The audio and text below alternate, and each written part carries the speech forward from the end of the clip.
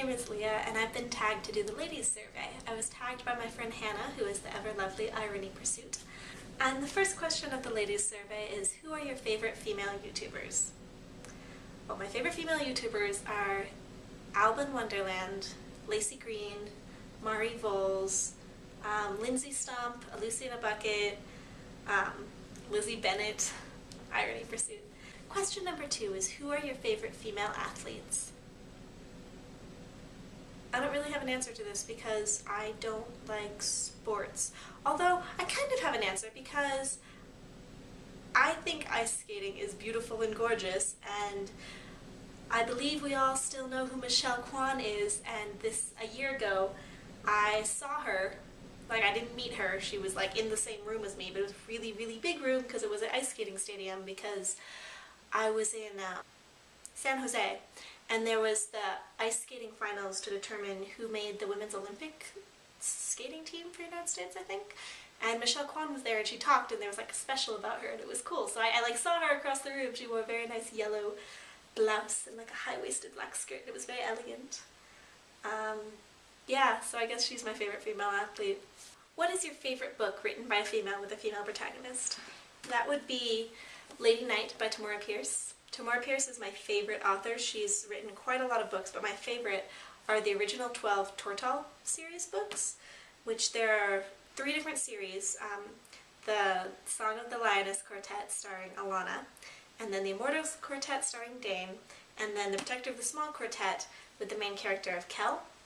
And this one is my favorite because Lady Night now, and she is given command of a refugee camp, and you can really show that her talent is taking charge when others are panicking, and she's a really good commander, and it's just, they're medieval feminist fantasy books. I adore them more than everything.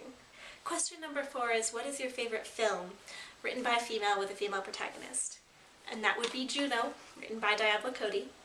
I really like this movie because it's the kind of humor that really appeals to me. A very specific sense of humor, and the sort of stupid humor or slapstick humor, it just does not appeal to me. I just find it gross and not funny. But this is like situational funny, and the people are actually amusing, and I love it. And also, while it's definitely not real, it has more elements of real American high school life than I think most movies, because a lot of movies, they talk in the cliches that adults think high schoolers talk like, and nobody talks like that. Like, the examples are Mean Girls or Pitch Perfect, and I realize Pitch Perfect is college-age students, but John Tucker Must Die. Any high school movie, they talk in such a weird way and act in such a way that just doesn't seem real. And this movie, the characters felt like actual people who acted their age, and that made me really happy. And I mean, for example, in their chemistry class, they weren't blowing things up. How often do you actually blow things up in a high school chemistry class? The answer is maybe once a year. They did pre-lab questions, which is what you actually do in chemistry classes. Question number 5 is, who is your favorite female fictional character? And that would be Vera Ladane Sarasi, also in a Tamora Pierce book. She's the main character of the Immortals Quartet by Tamora Pierce, and she's 13 when you start the series, and she's 16 by the end of the series. When I was her age and reading these books, I identified with her so much. With physical characteristics, I don't look like this now, but for most of my life I had the like wavy, thick brown hair and the blue eyes, and she's vegetarian and she cares about animals and she can talk to animals, then by the end she can transform into animals, and just so much of her personality quirks I identified with so much, more than almost any other character I've read ever. I'm making a blotch out of this because the Tortall books are so close to me and so nostalgic, and they mean so much to me that I don't even really accurately know how to describe that, but she's wonderful. Number 6 is, what is the biggest problem facing female creators, and do you have any solutions? And I'm really going to echo my friend Hannah, because what she said is that female creators are viewed first as females and then as creators, because it's so rare that we have females doing things other than stereotypical female roles that needs to be broadcasted that, oh my god, they're female. I don't have a step-by-step solution, but I have a broad, sweeping solution. Treat people like people, not by their gender or sexual orientation or race or whatever. Treat them like human beings. And don't diminish people to their body parts. Do you think YouTube and online video in general is better or worse for tackling the prejudices that women face in the workplace? I think for the most part it's better. I think because women are saying what they actually mean and without being edited or censored because it's just them, and that is wonderful. But I also think it's slightly worse because the internet has this element of being anonymous, and when people don't have their faces and their image and their name to back them up, they can be the most cruel, vicious people that they would never be face to face with a real person, which I guess can also happen in television, but I feel like the subculture, actually no, we learned this term in sociology, the counterculture of trolling on the internet is so high and vicious, especially to women. I mean, what female YouTuber has not heard the term tits or get the fuck out?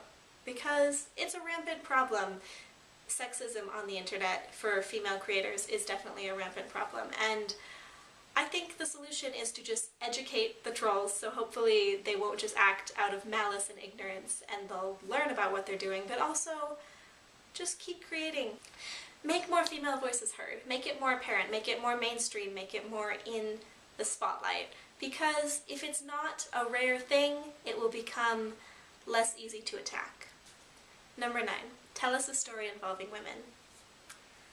When I was about 9 or 10 years old, I was shopping with my grandma in this little, like, sort of thrift store kind of thing, and there was a display with a bunch of pins, like flare, that you can pin on, like, a jacket or a hat or bag or whatever, and I saw the one with the famous quote that says, "Well-behaved women rarely make history," and I really liked it, and I really wanted it.